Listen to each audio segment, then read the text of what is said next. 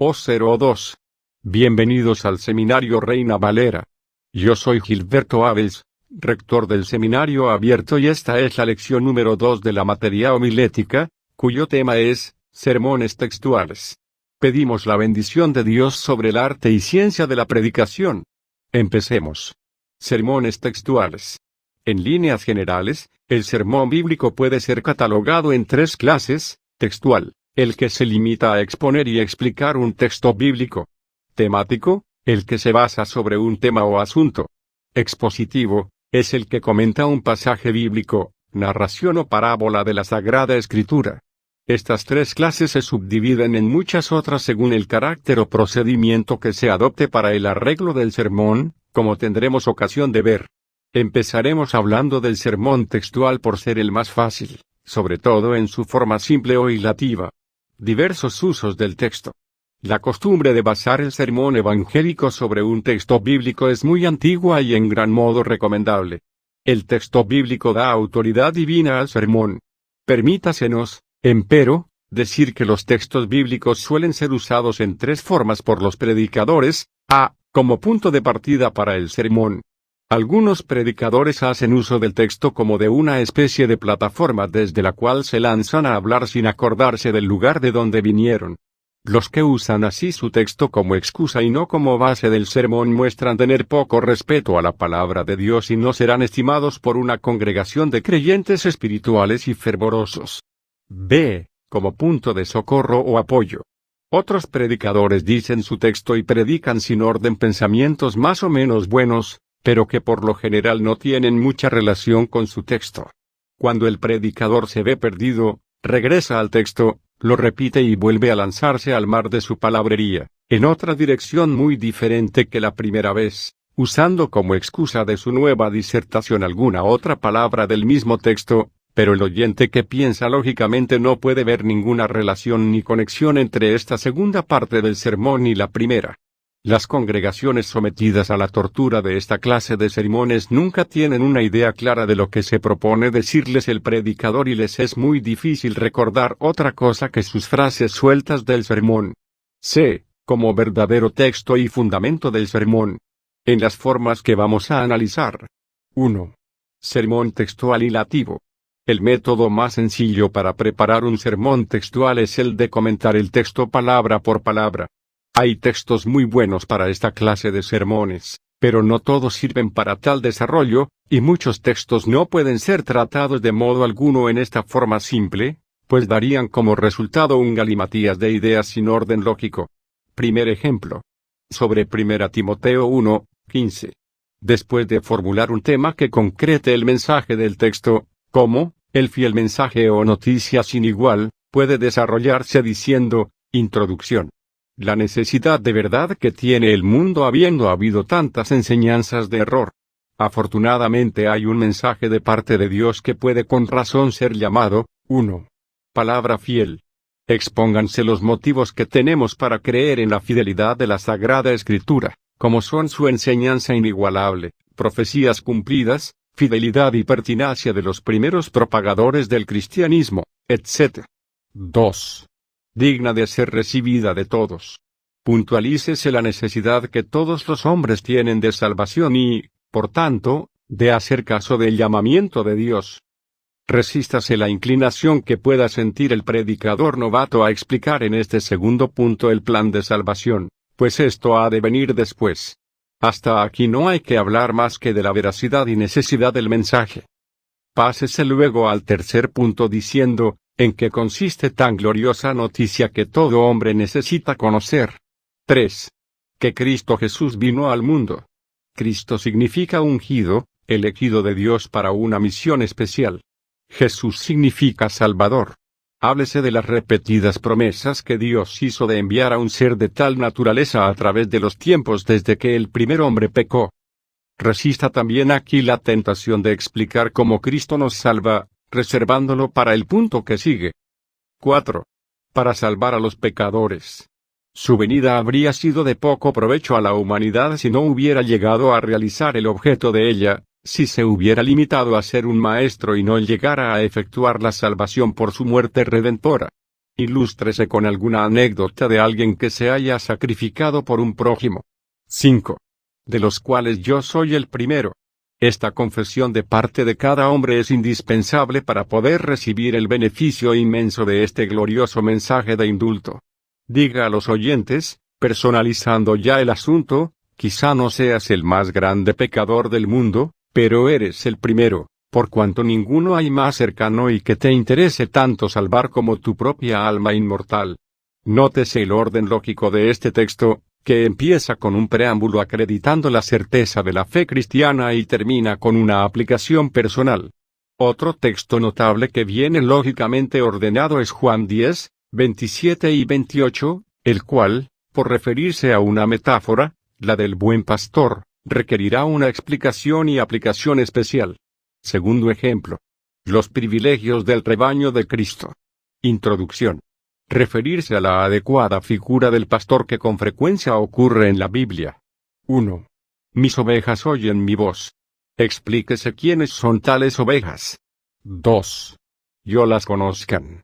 El privilegio y la responsabilidad que implica la omnisciencia de Cristo.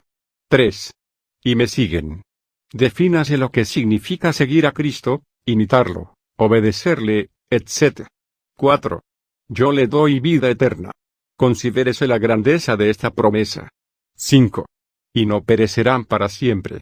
Una seguridad preciosa de la que no debemos abusar. 6. Ni nadie las arrebatará de mi mano. Hágase observar la seguridad y consuelo que esta frase del Salvador ofrece en horas de tentación. No deben ser tratados en forma expositiva simples sino aquellos textos que contienen en sí mismos un orden lógico y progresivo, es decir, que van de lo general a lo particular y de lo menos importante a lo más apremiante. Obsérvese este mismo orden en Juan 3, 16 y Lucas 19, 10. 2. Sistema textual analítico. Puede añadirse fuerza a las ideas del texto si se concreta en una frase que las defina de un modo sugestivo, es decir, formulando una especie de tema para cada parte del texto. Tercer ejemplo. La promesa del ladrón arrepentido. Lucas 23, 43. 1. Seguridad preciosa. De cierto te digo. 2. Invitación admirable. Estarás en el paraíso. 3. Compañía gratísima. Estarás conmigo. 4. Promesa sin dilación. Estarás hoy. En este método se da prominencia más bien al pensamiento que a las palabras del texto, y no hay tanto peligro de que se siga tan solamente un tratamiento verbal del mismo, es decir, una mera repetición de lo que el texto dice, porque estos epígrafes analíticos sugieren al predicador nuevas ideas. Cuarto ejemplo. Una invitación evangélica, Isaías 45, 22. 1. Un medio fácil. Mirad. 2. Un objeto divino. A mí. 3. Una invitación amplia. Todos los términos de la tierra. Veamos otro bosquejo en forma analítica sobre uno de los temas expuestos anteriormente, con un poco de desarrollo por medio de subdivisiones. Quinto ejemplo. Los privilegios del rebaño de Cristo. Juan 10, 27. 1. Son pueblo especial. Mis ovejas. A. Expresa posesión, mis. Hemos sido comprados por él. 6. Expresa carácter, ovejas, no lobos. 2. Son pueblo atento. Oyen mi voz. A. Tienen oídos espirituales. B. Distinguen las voces mundanas y las del diablo de la del buen pastor. 3. Pueblo amado. Yo les conozco. A. Jesús los discierne. B. Jesús los aprueba. C. Jesús los vigila. 4. Pueblo obediente. Ellas me siguen. A. Abiertamente reconocen a su pastor ante el mundo. B. Personalmente le obedecen. 3. Sistema analítico invertido.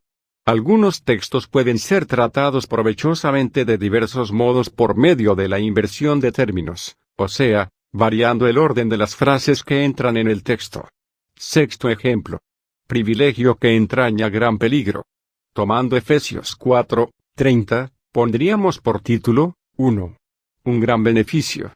Sellados por el Espíritu. 2. Una gran esperanza. El día de la redención. 3. un gran requerimiento. No contristéis al espíritu. O bien puede compararse la condición del creyente a la del esclavo hebreo, que esperaba el jubileo para obtener la libertad, y formular el bosquejo de esta otra forma. Séptimo ejemplo: privilegio que entraña gran peligro. 1. Un gran acontecimiento futuro. El día de la redención. Se refiere a la liberación de todos los males en la gloriosa venida de Cristo. 2. Un privilegio presente. Sellados. O sea, escogidos en lista para el día de la gran libertad. 3. Un gran requerimiento. No contristéis al espíritu. Nos haríamos indignos de tan gloriosa esperanza si viviéramos mundanalmente. Obsérvese que en ambos bosquejos hay un progreso de pensamiento hacia el objeto primordial del texto, que es exhortar a los creyentes a vivir a la altura de nuestra soberana vocación. 4. Sistema analítico expositivo. El sistema analítico se emplea con gran provecho en textos largos, o sea, porciones formadas por varios versículos, de los cuales se toma, no cada palabra o frase para exponerla a considerarla, sino las que convienen al plan general del sermón según el tema bajo el cual se comenta. Esta clase de sermones se llaman expositivos, y aunque trataremos de ellos ampliamente en otros capítulos, damos aquí estos ejemplos para mostrar cómo se aplica a ellos el método analítico, la inversión de términos. No es posible la formulación homilética de sermones expositivos si no es por el método analítico, ya que se trata de pensamientos diseminados en un largo pasaje y no de un solo texto que se divide en partes. Por esta razón, sin las frases analíticas que relacionan sus partes con el tema, no tendrían sentido las frases escriturales que se escogen para comentar. Octavo ejemplo. La religión genuina. Ezequiel 31, 19-21. 1. Su autor. Yo Jehová. 2. El cambio que produce. Corazón y espíritu nuevos. 3. La obediencia que demanda. Para que anden y guarden. 4. La bendición que da. Serán mi pueblo. Noveno ejemplo. Dios, el todo en la vida del creyente. Salmo 73, 24-26. 1. Su guía en la vida, versículo 24a. 2. Su sostén en la muerte, versículo 24b. 3. Su porción para siempre, versículo 26.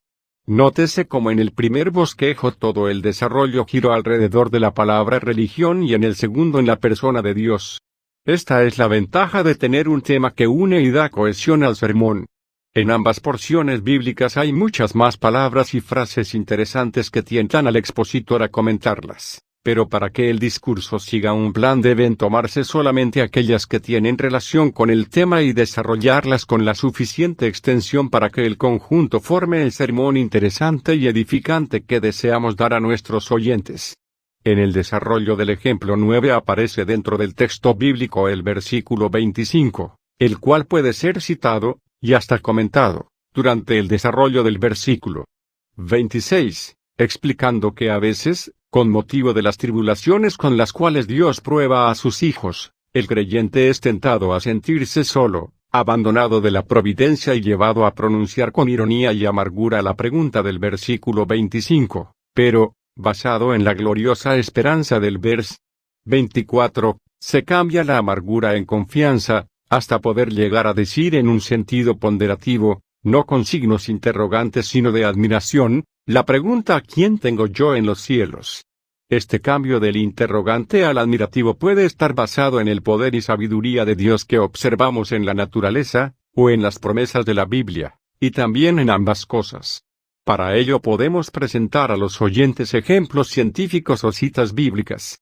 Pero en este comentario el versículo 25 debe entrar, no en el orden en que lo hallamos en la Biblia, sino como un desarrollo del versículo 26, o sea, después de haber explicado la primera parte del texto que dice, mi carne y mi corazón desfallecen, para terminar con el clímax optimista: mi porción es Dios para siempre.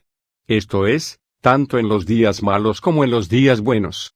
Si tratáramos de explicar el 25 antes del 26, resultaría una regresión de pensamiento el tener que decir, mi carne y mi corazón desfallecen, después de haber declarado, fuera de ti nada deseo en la tierra.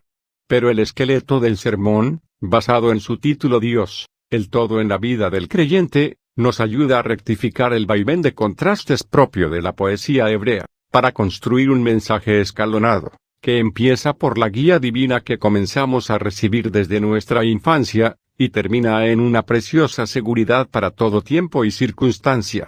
Vamos a poner el ejemplo de un texto tratado en las tres formas que venimos explicando. 10º ejemplo. La pobreza de Cristo, nuestra riqueza. 2 Corintios 8, 9. Método ilativo, 1. Siendo rico. 2. Se hizo pobre. 3. Para que por su pobreza fuésemos enriquecidos. Método analítico, 1. Su incomparable riqueza original. 2. Su extrema pobreza a que voluntariamente se sometió. 3. La inmensa riqueza que con esto nos proporcionó. Nótese cómo en ambos casos se expresa lo mismo, pero el segundo bosquejo es más sugestivo para el predicador. Método analítico invertido, 1. La incomparable riqueza original de Cristo. Siendo rico. El cielo y el universo le pertenecen. 2. La incomparable riqueza moral de Cristo. La gracia.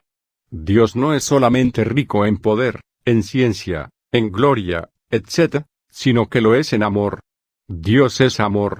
Ilústrese con ejemplos de la naturaleza y de la Biblia. 3. El gran motivo que le movió. Por amor de nosotros. Compadecido de nuestra miseria. Ilústrese con ejemplos de pecado y desgracia en este mundo. 4. El admirable método que adoptó. Se hizo pobre. Confírmese e ilústrese con ejemplos de los 4 evangelios. 5. La inmensa riqueza que con ello nos proporcionó. Fuésemos enriquecidos con una paz y gozo presentes, y las riquezas del cielo por siglos sin fin.